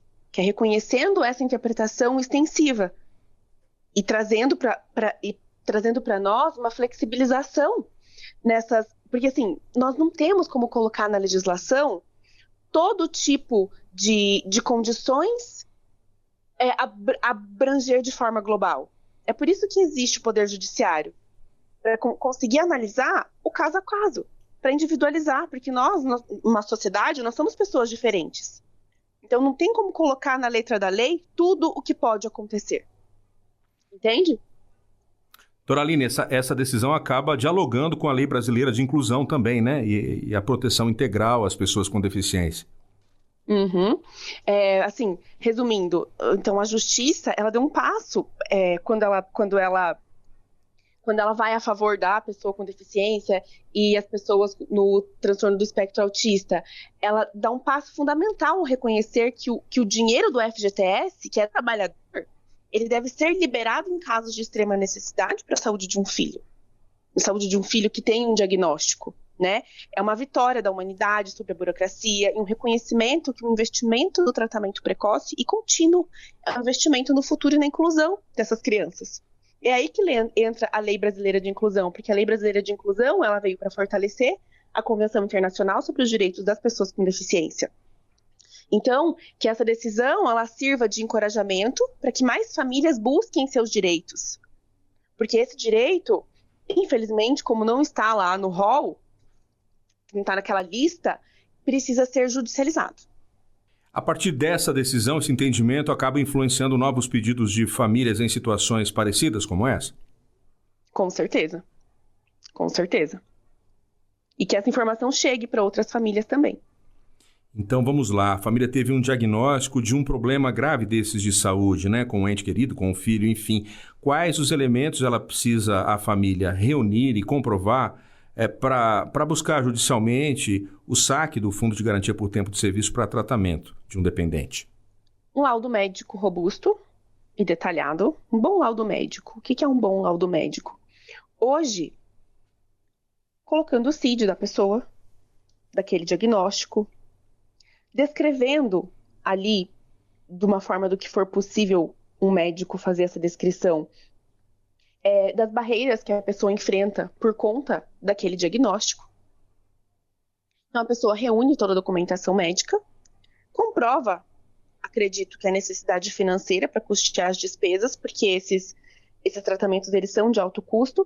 Dentro desse pedido médico, tem ali tudo que aquela criança ou o ente daquela família vai precisar fazer, as terapias, fono, terapia ocupacional, enfim, cada criança precisa de algum tratamento específico e busca um advogado ou a defensoria pública, que é um processo individual, mas o precedente aqui ele é coletivo. Então, cada decisão favorável, ela fortalece a tese jurídica de que a saúde de um filho, especialmente com condições como transtorno do espectro autista ou TDAH, justifica a liberação do fundo de garantia. Muito bem, a Justiça Federal autorizou o saque do Fundo de Garantia por Tempo de Serviço para garantir o tratamento de saúde de um dependente autista, ampliando a proteção social prevista em lei. Eu conversei com Aline Adams, advogada e especialista em direito previdenciário, com foco em benefícios previdenciários e assistenciais à pessoa com deficiência, aqui na Rádio Justiça. Doutora Aline, muito obrigado pela entrevista. Obrigada pelo convite. Agora em Brasília, 8 horas 45 minutos. Revista Justiça. Giro de notícias. E vamos começar o nosso giro de informações do Poder Judiciário Brasileiro com notícia do Supremo Tribunal Federal, porque começa hoje o julgamento do Núcleo 2, acusado de tentativa de golpe de Estado. E o Arthur Filho está aqui ao meu lado e tem mais detalhes ao vivo. Bom dia, Arthur. Bom dia, Sérgio e ouvinte. O julgamento será em sessão presencial da primeira turma do Supremo Tribunal Federal. Ao todo, Sérgio, são 6 réus acusados de integrar uma organização criminosa que tinha como objetivo manter Jair Bolsonaro no poder. Os acusados compõem o chamado Núcleo 2. Segundo a investigação da Polícia Federal e a denúncia da Procuradoria-Geral da República, o Núcleo 2 teria sido responsável por elaborar a minuta do golpe, além de monitorar e apresentar proposta de neutralização violenta de autoridades. o grupo também teria agido dentro da Polícia Rodoviária Federal a fim de dificultar a chegada de eleitores da região Nordeste nas urnas das eleições de 2022. Então hoje, daqui a pouquinho, daqui a alguns minutos, às 9 horas da manhã, os ministros da primeira turma daqui do Supremo Tribunal Federal começam a julgar os 6 acusados que respondem pelos crimes de tentativa de abolição violenta do Estado Democrático de Direito, golpe de Estado, participação em organização criminosa armada, dano qualificado e deterioração do patrimônio tombado. Lembrando que o julgamento será transmitido ao vivo aqui pela Rádio e TV Justiça. Sérgio Duarte. Muito obrigado, Arthur Filho. Lembrando que o presidente da primeira turma, o ministro Flávio Dino, ainda reservou as sessões dos dias 10, 16 e 17 de dezembro para esse julgamento. Agora seguimos até o Superior Tribunal de Justiça. Arrendatário sem perfil de homem do campo não tem direito à preferência sobre imóvel. Explica isso melhor para nós, Tiago Omide. Bom dia. Olá, Sérgio, bom dia para você, bom dia também aos ouvintes da Rádio Justiça. Vamos lá, Sérgio. Olha, a terceira turma aqui do STJ reafirmou que arrendatários, reafirmou um entendimento, né, de que o imóvel, arrendatários de que o imóvel rural só tem direito aí à preferência na compra se atenderem aos requisitos do Estatuto da Terra, especialmente a exploração direta, pessoal e familiar da atividade agrícola. Nesse caso analisado, Sérgio, envolveu uma empresa em recuperação judicial que recebeu autorização para vender uma fazenda a fim de pagar os credores. Durante esse processo de venda, 3 membros de uma família alegaram ser arrendatários do imóvel e invocaram o direito de preferência previsto no artigo 92 do Estatuto da Terra. Eles apresentaram oferta equivalente à da compradora e afirmaram que não foram notificados da alienação. A empresa, porém, argumentou que o contrato de arrendamento havia expirado meses antes da venda, eliminando então qualquer direito de preferência. Após decisões desfavoráveis nas instâncias inferiores, os supostos arrendatários recorreram aqui ao STJ, mas o colegiado da terceira turma negou o provimento ao recurso deles. O relator, ministro Ricardo Vilas Boas Cueva, destacou que o simples arrendamento não garante preferência automática. O Estatuto da Terra e o Decreto 59.566 de 1966 limitam esse direito ao homem do campo, que explora a terra de forma pessoal, direta e eficiente. O objetivo da norma é proteger o trabalhador rural que atua com base familiar. O ministro observou que no caso em questão, ficou comprovado que os recorrentes não residiam no imóvel e que um deles possuía outros bens rurais, atuando como empresário do ramo agrícola, o que descaracteriza o perfil protegido pela legislação. É com você, Sérgio.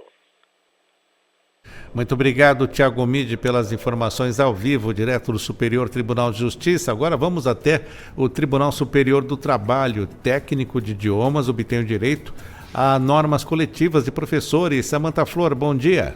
Bom dia, Sérgio. Ouvintes, a terceira turma do Tribunal Superior do Trabalho reconheceu o direito de um técnico de idiomas da Associação Cultura Inglesa São Paulo de ser enquadrado como professor.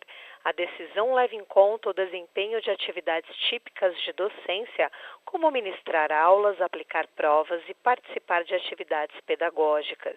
Na reclamação trabalhista, o empregado disse que, embora fosse registrado como técnico, exerceu por 3 anos funções de professor de inglês. Segundo ele, o enquadramento como técnico tinha o objetivo de retirar direitos da categoria e afastar a aplicação da convenção coletiva do Sindicato dos Professores de São Paulo.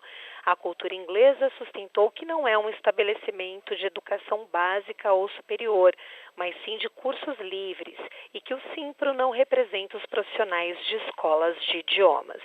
O juízo de primeiro grau entendeu que as atividades exercidas eram de docência, mas o Tribunal Regional do Trabalho da 2ª Região em São Paulo afastou o enquadramento sindical e excluiu da condenação reajustes e indenização adicional e adicional normativo sobre horas extras. De acordo com o TRT, a cultura inglesa e seus empregados eram representados por sindicatos próprios e a instituição não era obrigada a cumprir normas coletivas firmadas por sindicato ao qual não é vinculada. Da decisão, o profissional recorreu ao TST.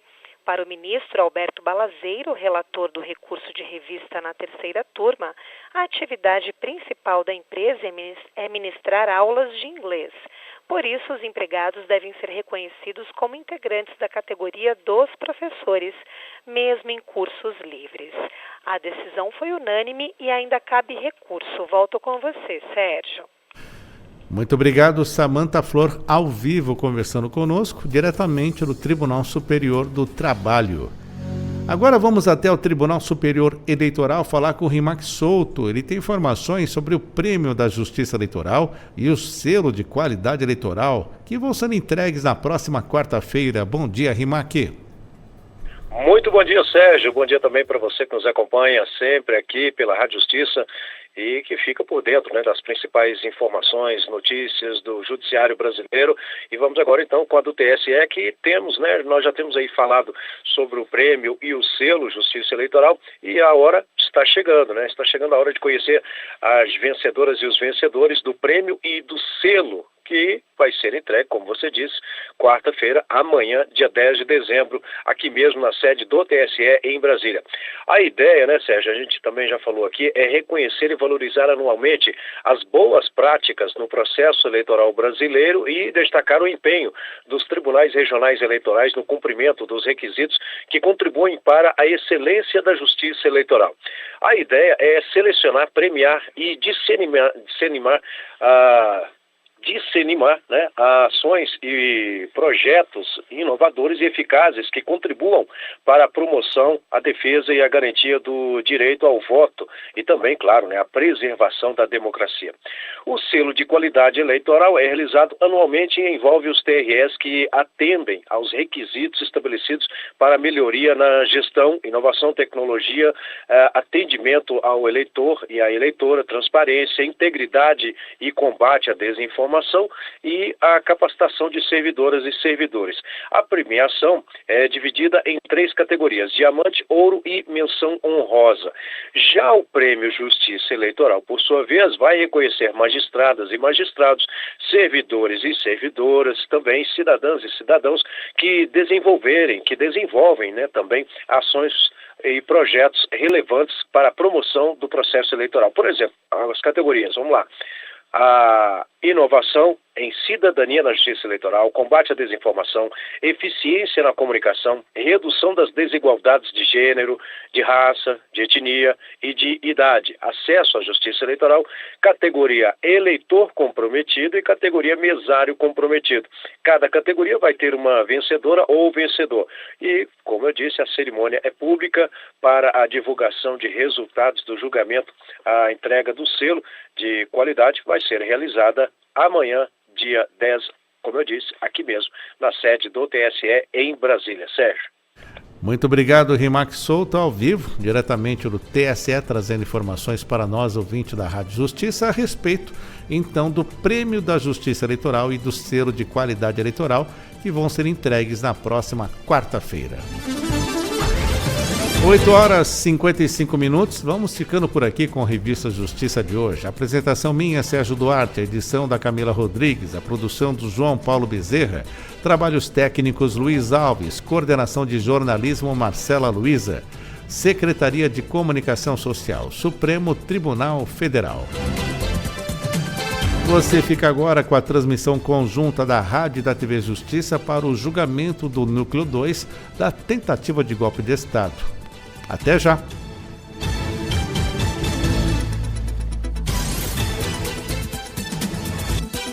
A Rádio Justiça apresentou Revista Justiça.